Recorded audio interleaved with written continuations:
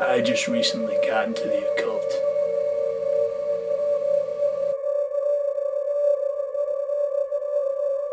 I thought it would be cool. You know, real cool.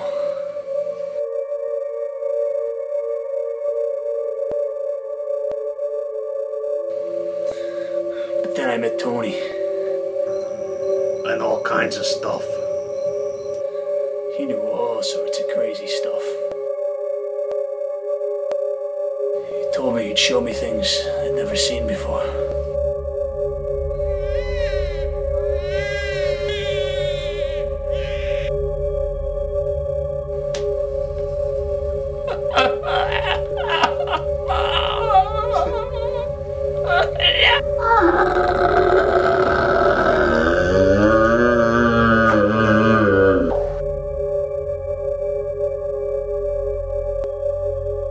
Then things started to get out of hand. You were smoking a pot?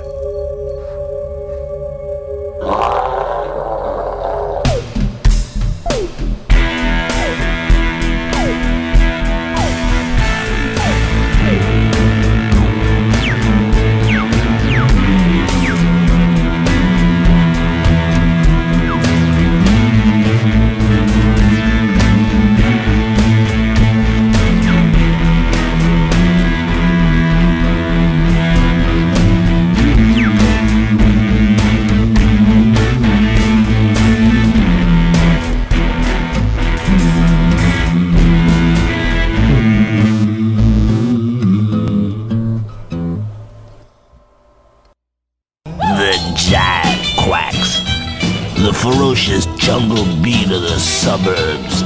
Women tear off all their clothes when they hear this startling new sound.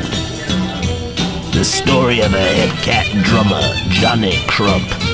He could lay down a beat you could break boards with. Breaking bread with his best friend, Billy Boll Weevil. He could bore a man to death with his music, and he finally got his chance. Just like a tornado whirling around my heart. Hope we're drawn together, baby, so love can really start. Music from the heart of Thursday afternoon. The savage situations of this film will startle any audience. All they have to do is win Mr. Greg Megenheim's $400 challenge, a jackpot battle of the bands. And only one band has the song to do it. Everybody thinks he got what it takes, but first they'll have to make it past Martin Dumfrey and Garrett Chung. And who knows where Professor Nowhere is? He's nowhere to be found. Can you handle these hip underground sounds? Get in line, the movie's starting. The Jive Quacks will take New Jersey.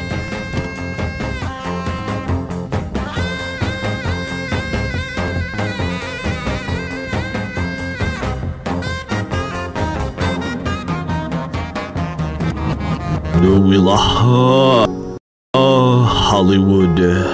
Where to even shoot footage of this stupid sign, you have to pay someone or other a certain sum of money, unless you don't have it, in which case you edit it out later. It's from here that I speak to you today on behalf of all the people who've been edited out later.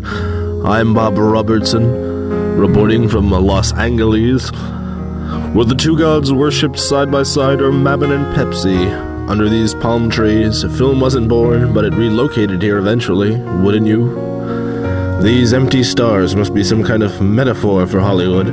Failed stars and scruffy musicians skulk around these sleazy streets in search of crumbs of a career, sucking up a little Scientology before going to yet another useless audition. Ending up here for another gulp of the lifeblood of Hollywood, a starlet accept the facts that shall be on video in seamier roles than initially anticipated. Actors not so much loving LA as tolerating it. Dismal icons of the silver screen, shattered dreams leaking onto faded pavements, sacrifices at these temples of cinema.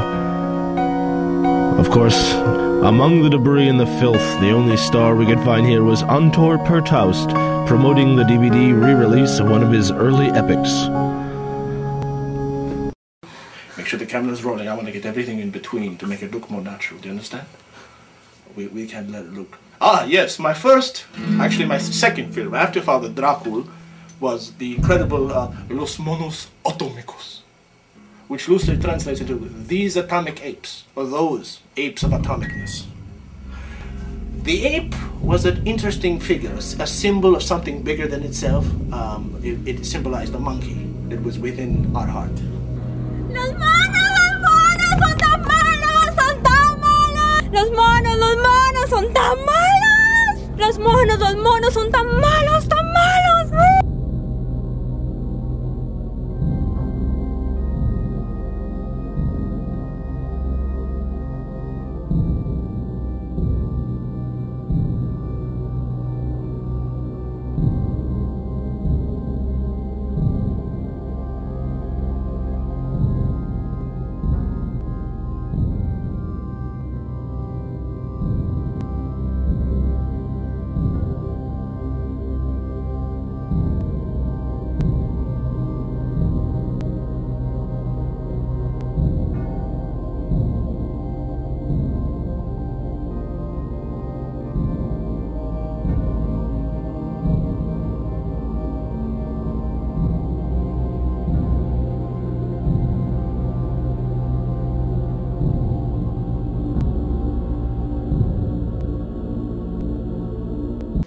Of course, that was produced by a man named Ian Smith, who had a pubic goatee, which was even more distressing than my own. Of course, this was many years ago. It was a lot lighter and blacker.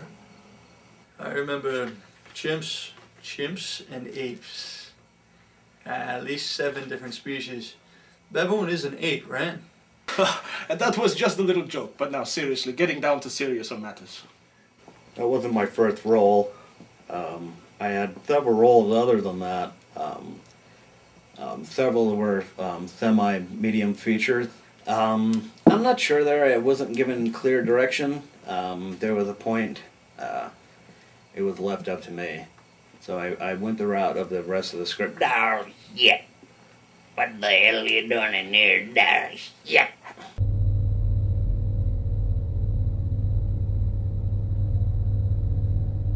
There's gotta be a clue around here somewhere, Minchers. And I'll be a silly-eyed devil if I don't find one. Sir, this is your office. Your office. God damn it, Minchers. Don't you know that the first clue to find is right behind your nose? Under your nose. Sir, it's been clear from the beginning, it's the apes! You idiot! Apes have been abolished. Sir, one more we come to grips with, we found ape hair at the scene, we found ape snot at the scene. What do you want? Minchers, What more do you want? Minchers, I want an answer to all this nonsense. Fiddle faddle. Googaw. I want answers. Minchers, according to my calculations, you've been proven indubitably wrong. All this points to the apes, Minchers. The apes have wholly to do with it. And you, Minchers, are a vagabond. Get out! I'm very glad to be here on this program. You run a very interesting show. What was your name again? Snagglepuss? I missed it. I'm wasted. I just sat down. I have no clue what's going on. Ron Snagglepuss.